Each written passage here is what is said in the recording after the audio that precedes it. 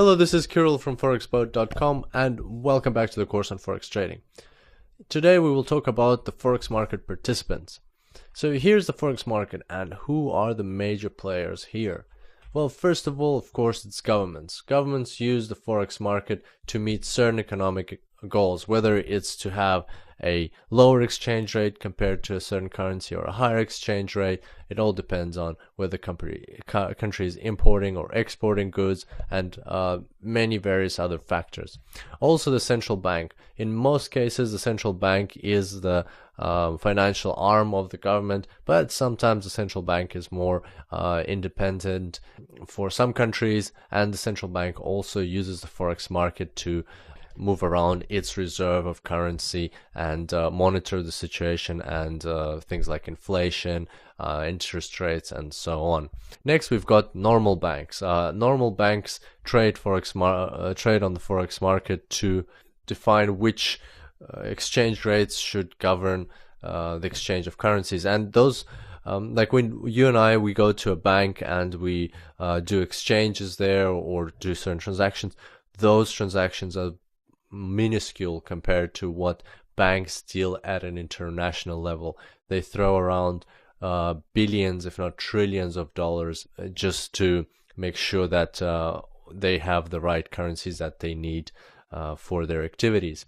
Also, other financial institutions participate in the Forex market, and an example of that would be the pension funds in the US. They are massive companies who have lots and lots of money, and sometimes they need to make transactions on the Forex market as well.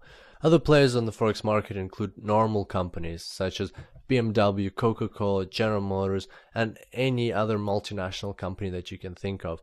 And that's because these companies have operations across the globe, and therefore they are forced to convert currencies all the time in order to pay suppliers, pay employees, and so on. For example, Coca-Cola might be paying some employees that it has somewhere in India and would have to convert dollars into rupees. Or, for instance, BMW might be ordering some parts from Japan, and that way they have to convert euro into yen and pay for those parts.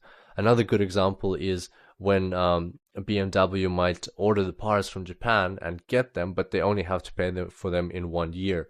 So in that situation, they have two options. They can either create the product, sell it, and then 1 year later pay for the parts, but then they will have to convert euros into yens 1 year later, and the price of yens might have gone up by then, and that will mean that BMW will lose on this foreign exchange transaction, and this loss will eat into its profits from the normal operations. So in those cases, most companies do something which is called a hedge, and what they do is they instead of waiting 1 year to convert their euros into yens, they will actually create a forward contract with a bank saying that they will need yens in 1 year, and they will create a fix or agree on a fixed price now with that bank, but to buy those yens 1 year from now.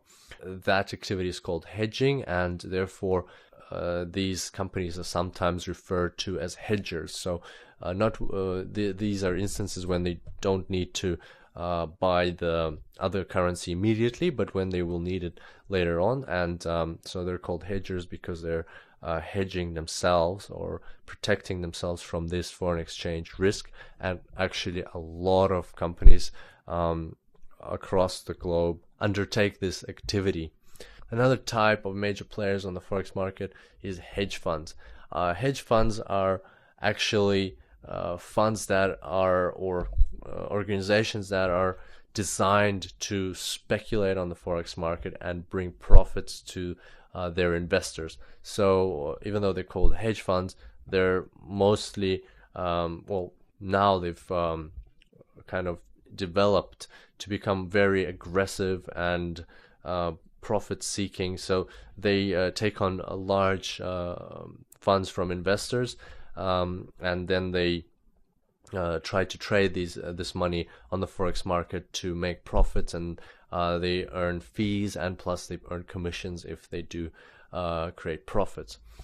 And finally, the normal traders such as you and I and George Soros, just people who speculate on the Forex market to make a profit. So they're also participants of the Forex market. And for example, George Soros was able to make over $1 billion of profit in 1 month. That's one of the reasons why what he's famous for. So all those participants together, as you can imagine, create massive volumes of money. And to be more precise, the volume of the Forex market is $5 trillion.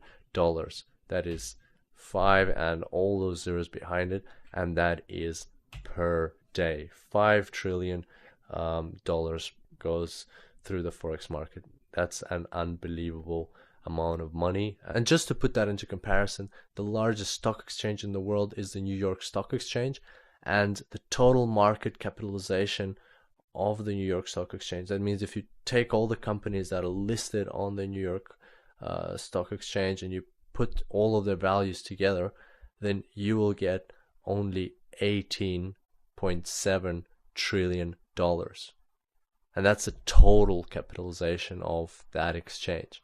Whereas on the Forex market, you have $5 trillion going through the market per day.